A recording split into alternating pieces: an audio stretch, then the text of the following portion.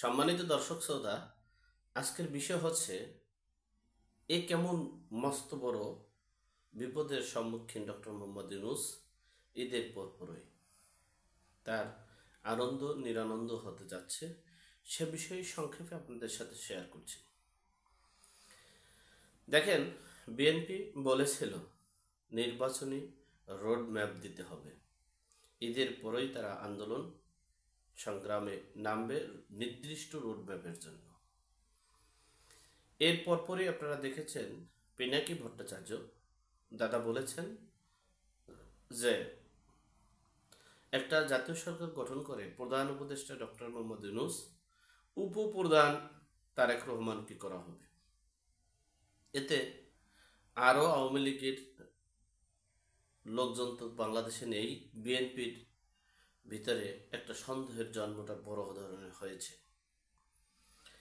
এরপরে আপনারা দেখেছেন সার্জিস আলম বলেছেন আগামী 5 বছরের জন্য নির্বাচিত সরকারের প্রধানমন্ত্রী হিসেবে ডক্টর মোহাম্মদ ইউনূসকে দেখতে চায়, এটা তার প্রত্যাশা, আশা। এরপরে ডক্টর মোহাম্মদ ইউনূস বলেছেন মিডিয়ায় ঈদের আগের দিন যে নির্বাচনটা আমরা ডিসেম্বর অথবা জুন জুলাইয়ের মধ্যেই করতে পারি।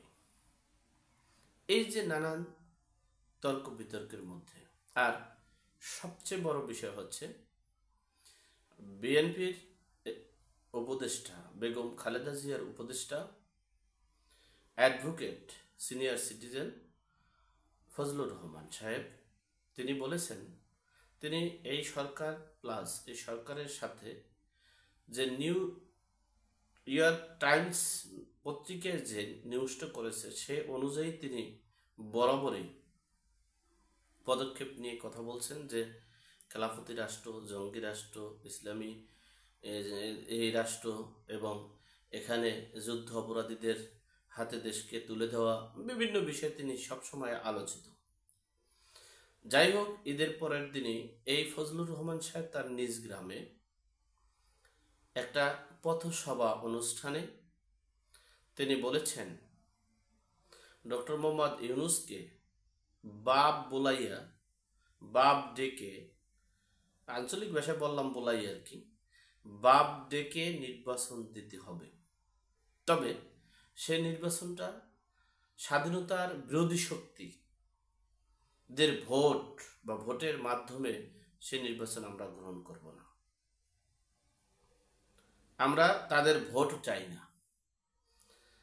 এরপরে বলেছেন আমি সব সময় এই রাজাকার আলবদর আল শামসদের বিরুদ্ধে তাদের অপকর্মের কথা আমি সবসময় বলে যাব। আমাকে গুলি করে মারতে পারেন, কিন্তু আমার সাথে আমার আল্লাহ আছে। আমি মৃত্যুকে ভয় করে সত্যকে লুকিয়ে রাখার মানুষ আমি না।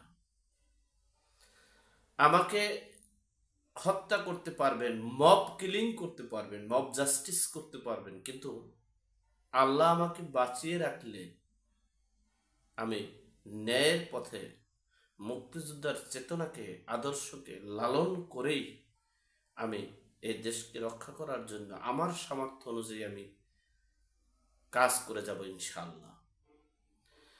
নানান ক্রিয়া প্রতিক্রিয়াতে দেখা গেল যে দেশে যে আমাদের স্থানীয় মন্ত্রণালয়ের মন্ত্রী সাহেব, স্থানীয় সরকার মন্ত্রণালয়ের এই মন্ত্রী সাহেব বলেছিলেন যে 5ই আগস্ট যে শেখ হাসিনা পালিয়ে যাবে এটা আমরা জানতাম না, বুঝতাম না, আর এটা ভাবিনি। তবে আমরা 3 তারিখ একটা সিদ্ধান্ত নিয়েছি সশস্ত্র যুদ্ধ করে এরপরে আমরা এই হাসিনাকে পতন করাবো।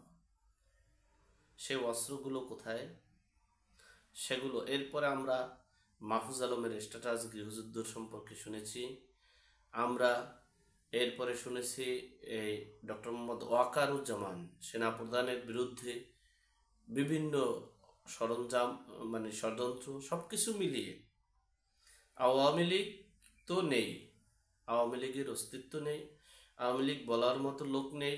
সেটা নির্বাচন যদি দেয়, ভোট যদি হয়, তখন প্রমাণ করা হবে, প্রমাণিত হবে যে কোন দলের ভোট আছে আর নাই। যাই হোক, সে বিষয়টা না আসলাম।